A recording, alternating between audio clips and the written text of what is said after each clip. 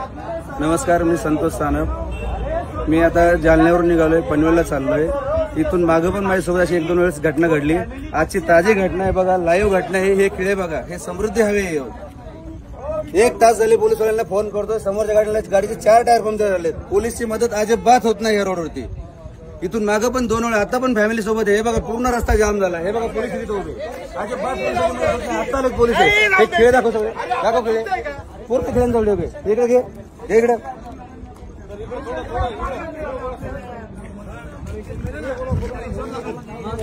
भाऊ। इथून मागून माझ्यासोबत अशा घटना 2 वेळा झाल्यात। तेव्हा पण मी पोलिसांना फोन केला, अजिबात पोलिसांची मदत होत नाही।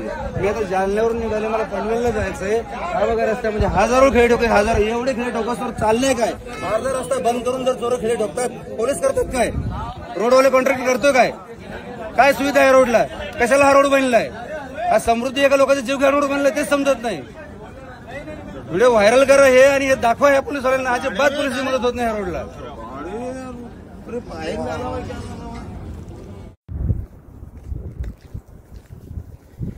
शूटिंग पहिले पूर्ण शूटिंग तिथून ते सगळे बॅरिकेड येऊ दे, खिडे पण येऊ दे,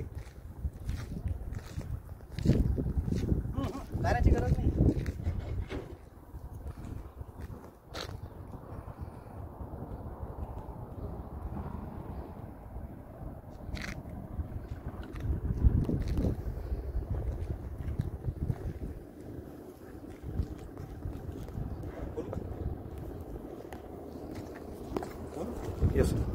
समृद्धी महामार्गावर प्रवास करणाऱ्या सर्व प्रवाशांना विनंती करण्यात येते की सध्या समाज माध्यमावरती समृद्धी महामार्गावर खिळे ठोकून रॉबरी वगैरे प्रकार, लोक रॉबऱ्या करतात अशा बातम्या प्रसारित होत आहेत।